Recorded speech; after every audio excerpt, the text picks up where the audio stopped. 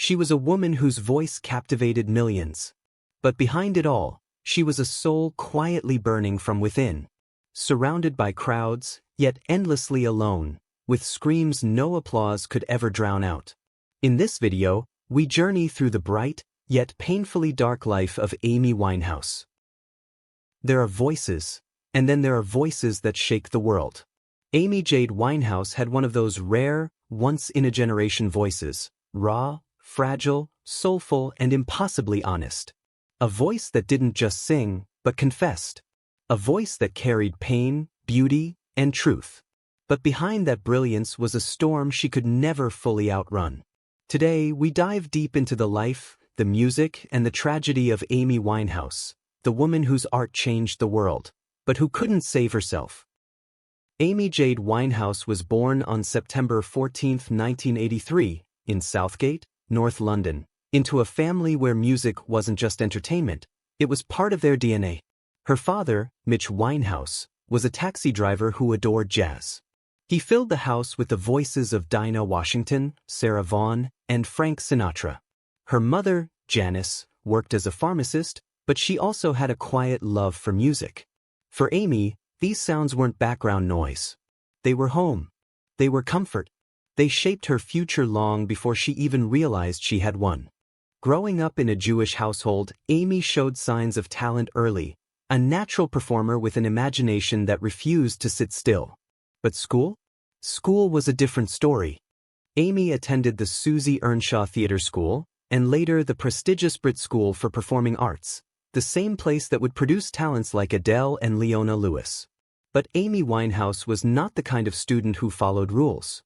Teachers remembered her as brilliant and impossible, creative and chaotic, focused and then distracted by her own wild imagination. Her path was never going to be traditional, because Amy herself wasn't. At just 19, Amy released her debut album, Frank, in 2003. A fusion of jazz, soul, and hip-hop, the album introduced the world to a voice unlike any other, smoky, powerful, emotional. Critics loved it. She earned nominations for the Mercury Prize and 2 Brit Awards. Songs like Stronger Than Me revealed a young woman wiser than her years, brutally honest about relationships, heartbreak, and the messy realities of adulthood. Even then, her songwriting wasn't just personal, it was painfully sincere. Amy didn't just write music. She wrote her truth.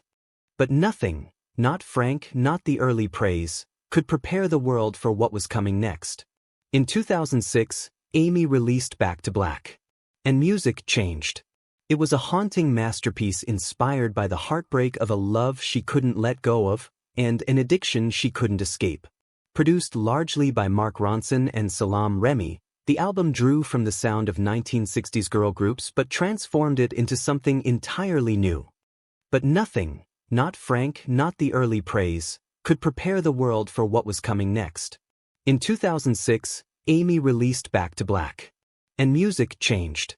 It was a haunting masterpiece inspired by the heartbreak of a love she couldn't let go of, and an addiction she couldn't escape. Produced largely by Mark Ronson and Salaam Remi, the album drew from the sound of 1960s girl groups but transformed it into something entirely new. It was retro. It was modern. It was glamorous. It was broken. It was Amy. Songs like Rehab, Back to Black, and Love Is a Losing Game became anthems of a generation. Back to Black sold over 16 million copies worldwide and turned Amy Winehouse into a global icon. The beehive, the winged eyeliner, the tattoos, the tiny dresses with the retro flair. Amy didn't just have a sound. She had a look, one that blended the glamour of 1960s soul singers with the attitude of contemporary London. Her style became iconic, instantly recognizable, and deeply personal. Then came the night that would define Amy Winehouse's place in music history. February 10, 2008. The 50th Annual Grammy Awards. It was supposed to be a celebration of the best musicians in the world, but for Amy, it became something far bigger. A moment when the world finally understood the magnitude of her talent. That night, she won 5 Grammys, including Record of the Year, Song of the Year, Best New Artist, Best Female Pop Vocal Performance. Best Pop Vocal Album. For a British female artist, this wasn't just success, it was unprecedented. A triumph no one had achieved before her. But Amy wasn't allowed to attend. Because of visa complications linked to her personal struggles, she had to perform and receive her awards from a small studio in London. No red carpet. No flashing lights. No roaring arena audience.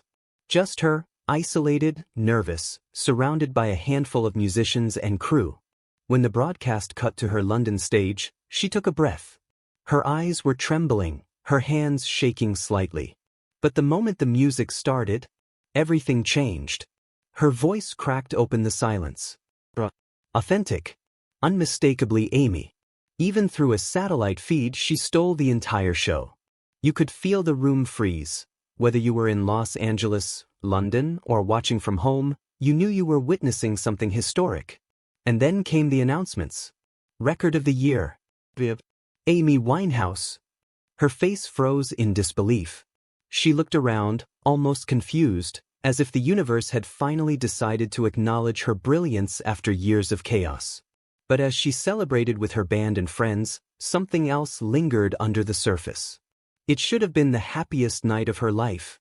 But the shadows behind her smile were impossible to ignore. Even in triumph, her personal battles followed her. As Amy's fame skyrocketed, so did the pressure. Her life became a feeding frenzy for tabloids, photographers, and gossip outlets who didn't just want her music. They wanted her pain. Wherever she went, dozens of cameras followed. Nightclubs. Recording studios. Her own doorstep. Sometimes they yelled insults just to provoke a reaction. Sometimes they waited for hours, hoping she'd stumble. Because every misstep meant a headline. And Amy Winehouse, brilliant, vulnerable, and overwhelmed, was the perfect target. Behind the scenes, she was fighting multiple battles at once. Her addiction, which had begun as a coping mechanism. Her eating disorder, which grew worse under public scrutiny. Her mental health, strained by an industry that demanded perfection from someone who was anything but interested in pretending. To the world, she was a superstar. To the paparazzi, she was a commodity. To herself, she was beginning to unravel. There are photos from that era that feel almost unbearable to look at. Amy shielding her face. Amy pushed against walls of flashing bulbs. Amy alone on London streets, exhausted and disoriented. She wasn't just being photographed. She was being hunted. And the tragedy is that the world watched it happen. Watched her fall apart in real time. And instead of offering compassion, many people treated her pain like entertainment. Her story was no longer hers. It belonged to the headlines, to the rumors, to an industry that thrived on her chaos. Her fame didn't just elevate her, it consumed her. At the center of her emotional turmoil was her relationship with Blake Fielder-Civil, a love that was passionate, addictive, and disastrously destructive. Their marriage in 2007 and eventual divorce in 2009 created a cycle of heartbreak that fueled her art but drained her soul. The two shared a dangerous bond, one built on codependency and substance abuse. Friends and family felt powerless as they watched Amy spiral further and further away from herself. Even during her darkest moments, Amy's talent never faded. When she was healthy, her live performances were electrifying, filled with raw emotion and vocal brilliance. She collaborated with major artists, experimented with new sounds, and hinted at a musical evolution that was tragically never completed. Fans still wonder what Amy could have created if she had just been given more time. On July 23, 2011, the world received the news no one wanted to hear. Amy Winehouse had died at her home in Camden. She was just 27 years old. The cause? Alcohol poisoning. She joined the infamous 27 Club, a haunting group of musical legends who died too young, too soon. Her death devastated millions. Because losing Amy meant losing a voice that felt both familiar and irreplaceable. But Amy Winehouse's story doesn't end with her death. In many ways, that's only where her legacy begins. Her voice, her vulnerability, and her fearless honesty became guiding lights for an entire generation of artists. You can hear echoes of her influence in the power of Adele's ballads, in the way Adele allows her voice to crack, to tremble, to reveal emotion without restraint. You hear it in Sam Smith's confessional lyrics, built on heartbreak, longing, and the raw human experience. And it doesn't stop there. Her fingerprints can be found all across modern soul and pop music, in artists who blend classic influences with contemporary beats, in singers who refuse to hide behind polished perfection, in writers who embrace their flaws and turn them into poetry.